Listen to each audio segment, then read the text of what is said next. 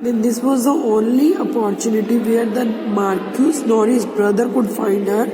He continued the brothers. There was a fight, and the Marquis brother stabbed him in the chest. This what?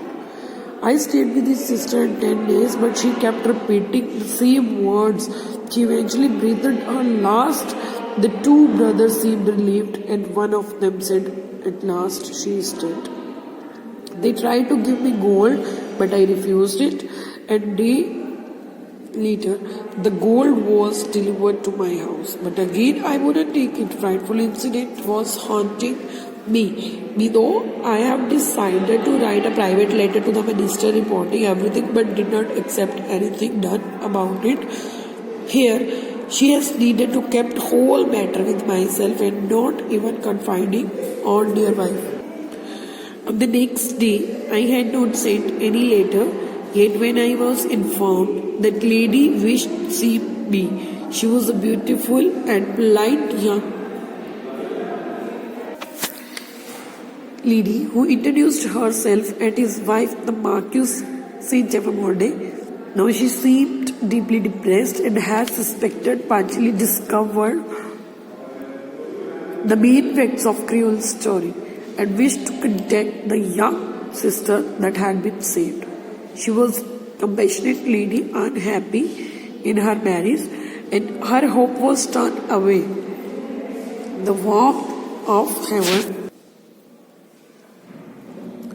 Here I told and dressed her before leaving.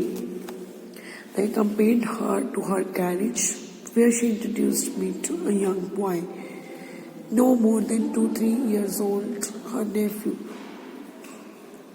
Her last was that she feared the boy would never prosper in his inheritance.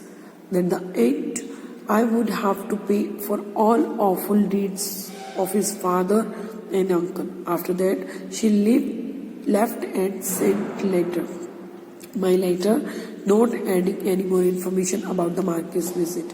On the same night, my servant Ernest Defarge announced that a young man was sent to urgently call to the patient's house, and the news seemed heartening. When I got into the waiting carriage, I was attacked and tied up. The two brothers appeared from a corner in the street and identified me. Then the Marquis took from his pocket the letter I had written, showed it to me, and burned it in the light of letter. Not a word was spoken. I was brought here to my living grave. If it pleases God, I pray that these two men will die a painful death, and that their whole race will be totally destroyed. I denounced them to heaven and earth. When the reading was over, Ma'am Defarge was heard to say, "Let's see you save him now. Doctor, let's see you." The tribunal voted again unanimously that the aristocrat Charles Marquis Saint Evamorde, nephew of the murdering Marquis, should be taken to the concrete and put to the death within the 24 hours. The Lucy was normally stricken but uttered no. Lucy was mortally stricken but uttered no word. She wanted to be brave for her husband's sake. Charles embarrassed his beautiful wife and kissed her goodbye. The doctor almost fell down the knees, and Charles did not let him. No, I know now what you went through when you suspected my deceit. And when you knew it, I knew the natural antipathy you strove against for your daughter's sake. I thank you with my heart for your love and duty. Heaven with you. Dr. Manette let the shriek and began tearing in his heart and with madness. There Charles was quickly guarded by their guards, and whole Lucy stood smiling at him with a radiant look upon her face.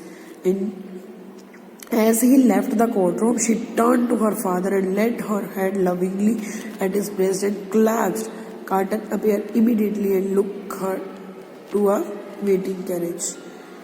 When they arrived at the doctor's house, Little Lucy came up to Carton, who was holding her mother in his arm. Oh, Carton, dear Carton, now that you have come, you will do something to help, won't you?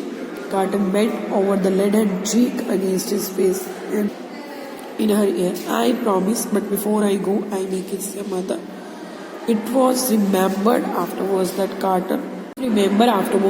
the Carton laid down Newport on his lips and Lucy's cheeks. He whispered some word. The child who heard them said many years later, when she was a white-haired old man, that the words he has spoken, a life you love. This is all about this chapter 9. Thank you. Have a good day.